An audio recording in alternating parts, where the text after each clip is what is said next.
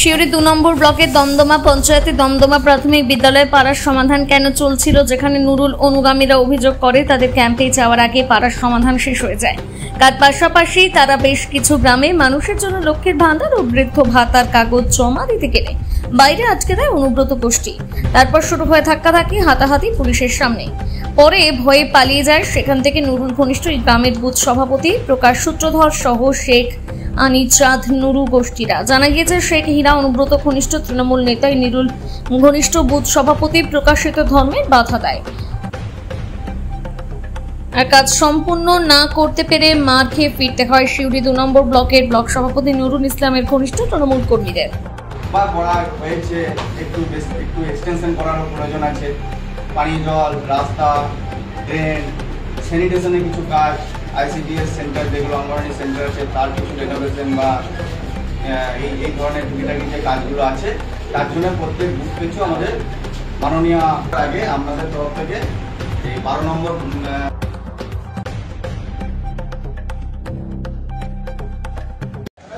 হয়েছিল বলতে আজ আমাদের পাড়ায় সমাধানের ক্যাম্প ছিল। আজ ক্যাম্পে গেলাম রীতিমতো।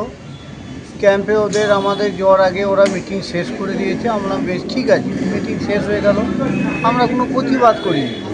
তারপরে আমি দুটো লক্ষ্মী ভান্ডার ছিল, দুটো ওল্ড পেনশন ওরা ফিল আপ করতে পারে না। এবার আমি একজন বুথ সভাপতি ফিল আপটা করতে বসবো।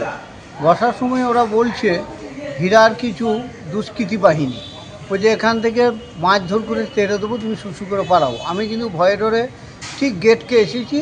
হীরার বাহিনীর লোক 5 জনকে আমার কাছে পাঠিয়ে বেধড়ক্কা আমাকে মারধর করে। আমি প্রাণের ভয়ে বাঁচে দৌড়ে পালায়, তত মারে।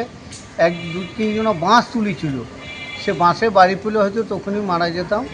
এরকম অবস্থায় প্রাণে পুলিশ ছুটে এলো, আমাদেরকেও অনেক সুরাহ করলে, একটুকু না করা বলা যাবে না তখন। তারপরে দেখি যে বাড়ি গেলাম, সেখানে হুঙ্কার দিচ্ছে, বলছে তোর বাড়ি ভাঙচুর করবো যদি তোরা কেস করতে যাই। আমি কেস করবো না, কি করবো, আমি মার খেয়ে আমি নিজে বুঝবো। আমি তো টিএমসি পার্টি করি। এখানে মমতাদির নির্দেশে আমি পাড়ায় পাড়ায় সমাধানে গিয়েছি। এটা আমি আর কাউরি তারাও অনুব্রত লোক নিশ্চিন্তে, আর আমিও সেই মমতার লোক, মানে মমতার সমাধানে আমি গিয়েছি। আমিও তো সেই টিএমসি, আমিও অনুব্রত ধরলেন, কিন্তু তাতেও আমাকে মারধর করছে। ওরা আমাকে পছন্দ করছে যে তোর রাজনীতি করা হবে না, তোকে এখান থেকে চলে যেতে হবে, এরকম আমাকে হুঙ্কার দেয়। কী নাম আপনার? আমার নাম প্রকাশ সূত্রধর।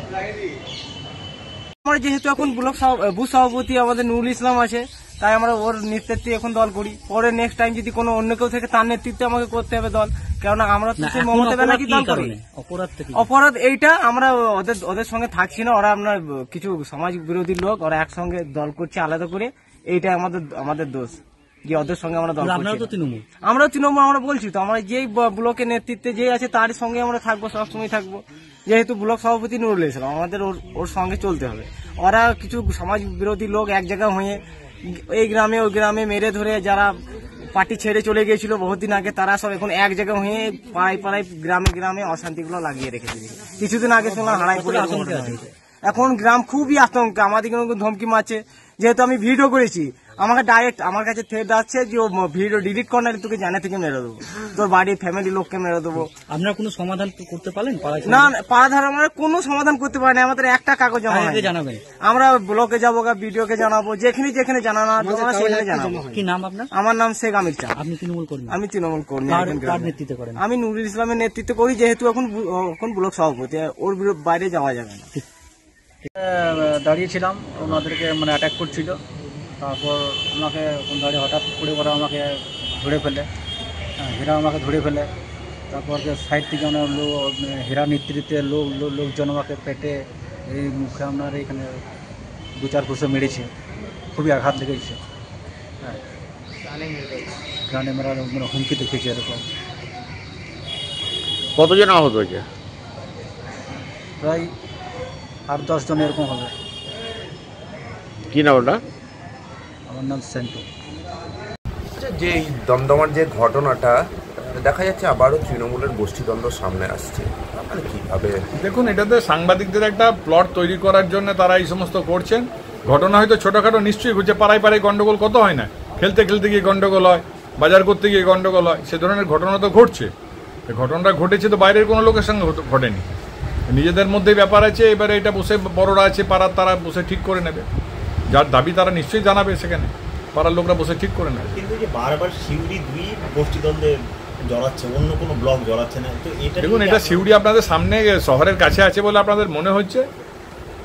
টুকটাক ঝামেলা, এমন কোনো এর মধ্যে কেউ কোনো কমপ্লেনও হয়নি, থানাতেও কোনো অভিযোগ দায়ের হয়নি, কাজে এই ব্যাপারে মন্তব্য করা আমার মনে হয় না ঠিক হবে।